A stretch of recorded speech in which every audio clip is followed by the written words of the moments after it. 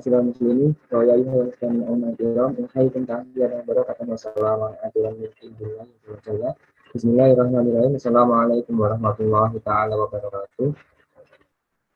Alhamdulillahi ja'alan nahara ma'asyaril basyarin wal muttaqin wa ja'alna al-laila min at-tayyibin wa arsala rasulahu abin isani la yawmiddin wa bi kitabil karim hidayatan ala siratil aziz siratil lahil mustaqim wa mulku samawati wal ardh. The praises belong to Allah, the Lord of the world, the King of kings and the Core of the core. Him only we worship and Him only we ask for help. Salawat and salam we send to our Prophet Muhammad sallallahu alaihi wasallam, who has brought Islam from the darkness to the light. Honorable distinguished guest, Mentristy Kapita Al-Millah, Master of Arts, as the lecturer of English speaking for formal interaction in English Department of Islamic University, Sunan Ampel, Surabaya. The Honorable of all speakers who were present at the seminar of classification of food in point of view Islam, and all of the participants in the seminar with a good condition, inshallah. Ladies and gentlemen, may I have your attention? The presentation is about to begin. My name is Rate Bisma Ramadan as the moderator of today's seminar. I am very pleased to see you all here. Ladies and gentlemen, I would like to welcome all of you to this seminar.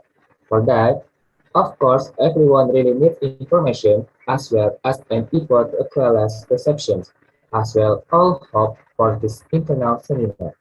In this special occasion, we would like to have a presentation about Shubhat laws, definition of the food, and also the categories in Islam rules. Before presenting the material, I will give a little introduction related to the material that will be delivered by our presenter. The material will discuss about the food. You will be finally imagine about something delicious by the tempting smell. However, did you know there are food classification contained in Islamic regulations? Like we are not allowed to eat this food because it contains various diseases. Did you know that Islam has rules for Muslims to choosing the food? So in this session, we will discuss roughly about all of that. Make sure to listen carefully and attentively. Ladies and gentlemen, I would like to introduce the presenter today, the Vivian. Before going to the first presenter, I would like to give you a short introduction about her.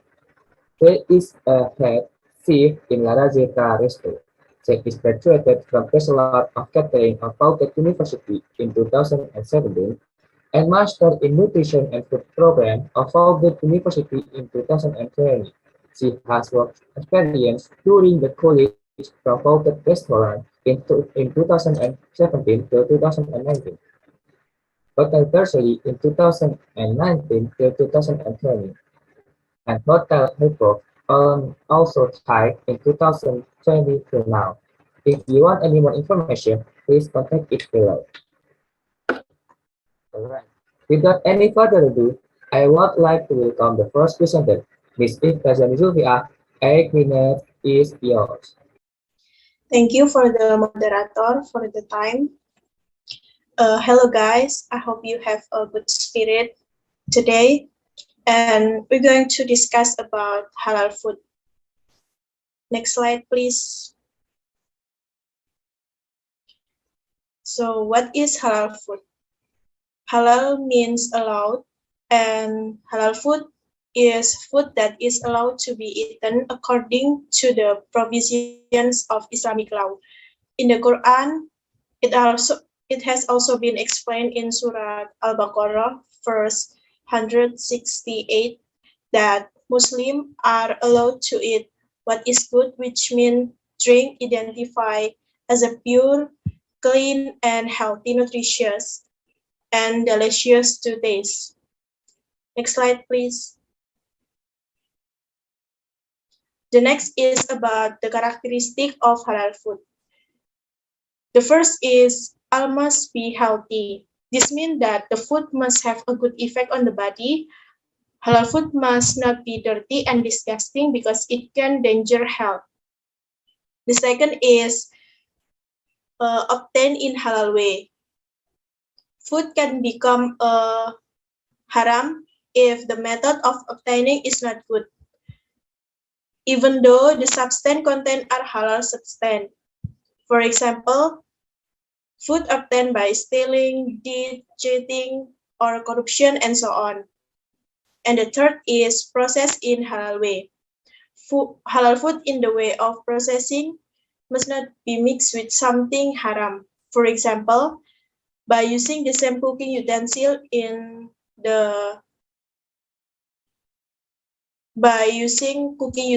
used to cook haram. And the last is serve and store in halal way. Although it seems trivial, the way food is served and stored cannot be ignored. Halal food must not be served with something haram. And for example, by using cutlery made of gold. In addition, the process of storing food must also ensure that it's halal. We cannot mix halal food and haram food in one place. This is fair to make food that was previously halal turn into haram. The next slide, please. So the last is about the benefit of eating halal food. The first is if we eat halal food, we can avoid all the diseases. As previously explained, that halal food must be healthy and have a good impact on the body. This is what causes halal food to prevent all kinds of the diseases. The second is keeping the heart and common sense. Eating halal food will have a positive effect on minds and heart. Consuming halal food will also avoid a stubborn nature that will make a person unable to see the distress of others. And the third is always protect by Allah Subhanahu wa Ta'ala. As we know that Allah Subhanahu wa Ta'ala really loves his servant who always fears and stay away from all his prohibition. Therefore, if during your life in the world you always try to eat halal food and drink, Allah Subhanahu wa Ta'ala surely reward you and put you in commendable place. So this is the last slide of my material. Let me close my talk by saying thank you for the time and the opportunity. If you have any question about this subject, you can just contact me in social media. Thank you so much. Thank you so much. I will return it to the moderator. Thanks to Ms. Vikas and Vidya for giving some information. And the conclusion from the first presenter is about halal food, that we prohibit any form of violence or harm. Which is classified as halal food will become haram if they wrong on their part. As well as a piece of meat will be haram because it is obtained from stealing. Muslims believe that everything halal food will be approved by God, including the food they are consuming. We continue to the next materials. From the second presenter is Ms. Rizky Fauzia Wahyudi. She is a chef in Zia Self-Sufficiency Resto. She is graduated from Master of Food and Beverage Program of Leiden University in 2017. She also as brand ambassador of product design in 2016. Okay, thank you, Mr. Rakai, for the moderator. And the next material discuss about haram food. Next, please. Definition of food classification according to Islam. The definition of haram food in Islam, haram means forbidden. So haram food is food that is prohibited by Sharia to be eaten, and if you continue to consume it, then it is a sin. Next, please. The distribution of types of haram food in Islam. According to the Quran and Hadith, there are several types of halal and haram foods that can be recorded well. Some of the forbidden foods mentioned in the Quran and Hadith are in the form of carrion, blood, pigs, liquor, and animals slaughtered not in accordance with Islamic law. 1. Carcass. Carcass are animals that die by themselves, including those that are not in accordance with Islamic methods and laws, namely animals that have been strangled, fallen, beaten, gored until they were attacked by wild animals. When the animal has turned into a carcass, the meat is prone to become a medium for the growth of various microorganisms that can harm human health. 2. Blood.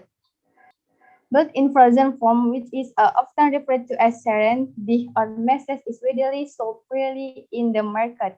For some people, the blood is considered capable of increasing energy. In fact, in Islam, blood is najis or something that is forbidden.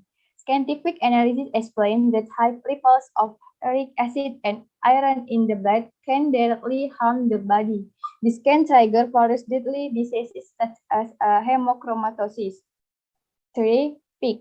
In addition, the next forbidden food is pork. The prohibition of pig is not only on the meat, but also includes the hair, skin, bones, and all other members of the body. Pork is forbidden because it contains many tapeworms, namely Taenia solim, Trichinella paralysis, Phaseolopsis basque, and Coloniasis sinensis. Even research by Cambridge University shows that there are types of worms, Strangelodis rhynchomi, Ascarisum, Macracanthorycus hirudinensis, and Globacillus uracobalatis in pigs in Papua. 4. Liquor. Alcohol is one of the ingredients in liquor. Also, in small amounts, alcohol is claimed to affect the performance of the nervous system in the body so that it can cause loss of sensory function.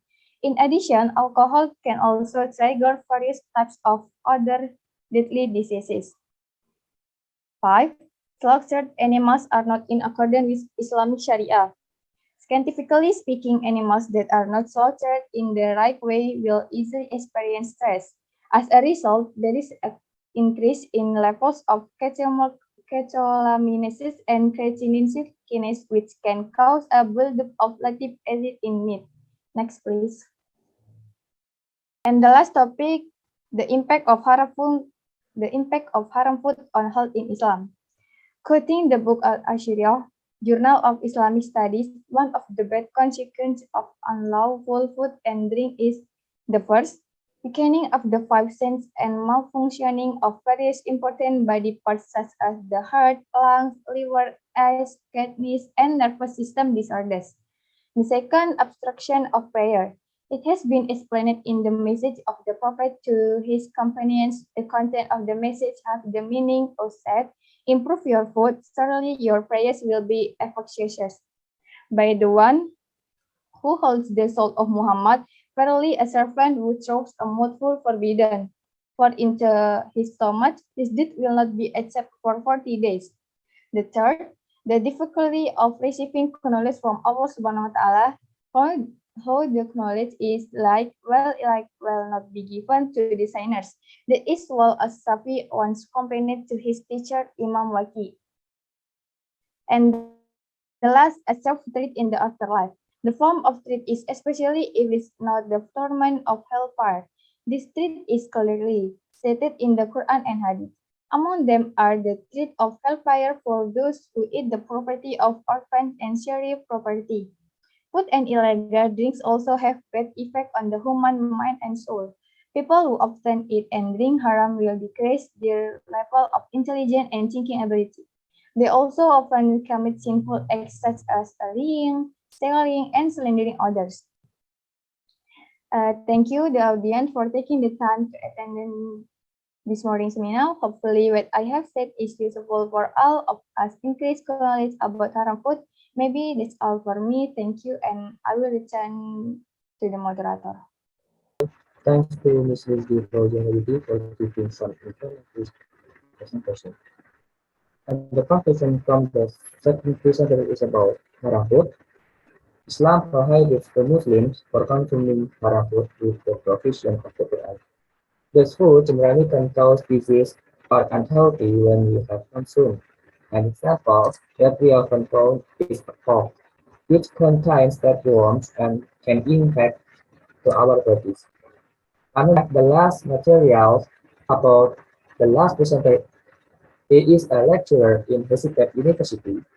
It is graduated from Bachelor of Islamic Education program of Colgate University in 2016 and Master of Islamic Education programs of Boyaciki University. If you want any more information, please contact me below. For Mr. Rizky Putra Widiantoro, 8 minutes is yours. Okay, thank you for the moderator, and thank you for the time to invite me to this online seminar. And today I want to talk about the Shubhat. And next slide. Shubhat is the matter of doubt, whether the law is lawful or unlawful. Shubhat is something that is not clear whether it is true or not, or still contains the possibility of being right or wrong. Some people knows just the classification of food is haram and halal, but in the middle of it's from the middle of halal and haram is shubhat. We don't know the some people is confused that food is haram and or halal. That's and if you confuse with that, it's called shubhat. Next, and this the next discussion.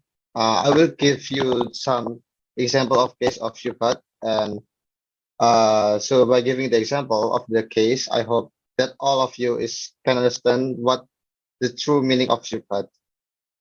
The first is if something that is haram is mixed with what is halal, like the Miss Iftasha said, we can mix the halal food with the haram. Because if haram food mixed with halal food and it can be distinguished, with this fruit is stolen or we can call it is haram, and which fruit is lawful, then it is classified as a matter of doubt. So we cannot distinguish the haram food, and because the haram food is mixed in the halal food, so it's called a shubhat. And I have the second example of case of shubhat is halal matters. Then doubts arise. The matter of doubt has no effect because the doubt arises over something that is certain having performed absolution. And the last is the case the case where the status of halal and or haram is not clear. For example, is when a person travels to a non-Muslim country or region, then he eats in a restaurant or food stall owned by natives there. So we can say this food is haram because we don't know because it's this the another country and we cannot know what ingredients that they use for this food. So it's make us confused. Because of that, uh, this this food can classified by shubhat. I think this the last explanation about shubhat, and I will give back to the moderator. Thank you. Thanks to Mr. Rizky Putra for giving some informative presentation. And the conclusion from the third presenter is about Subhat.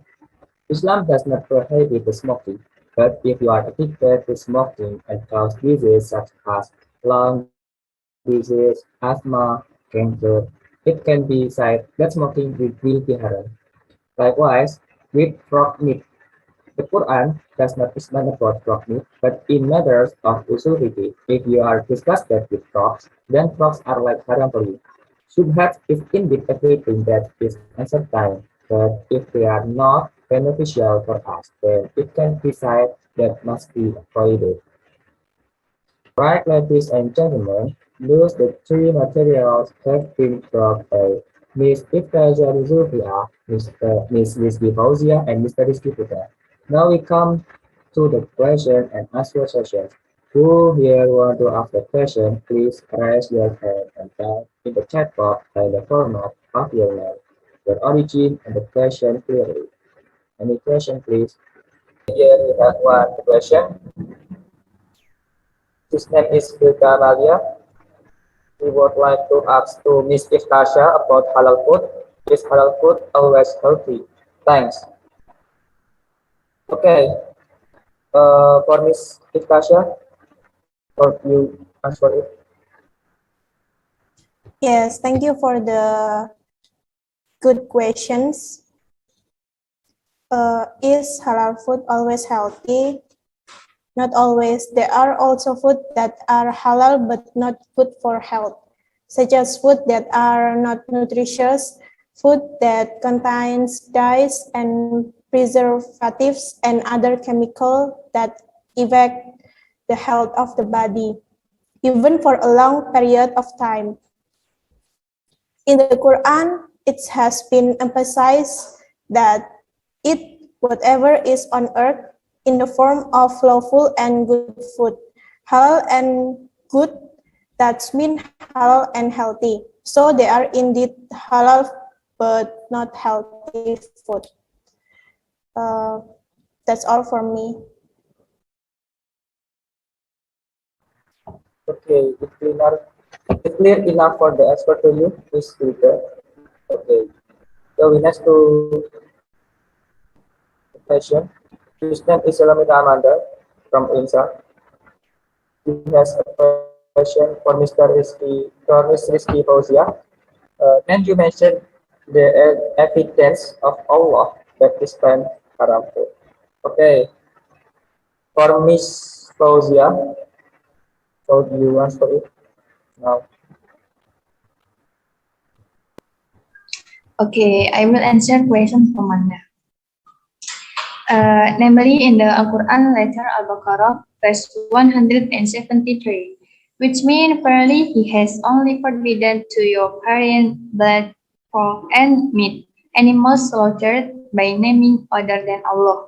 But whoever is forced to eat it, not because he wants to eat it and does not also transgress, and then there is no sin for him. That's all.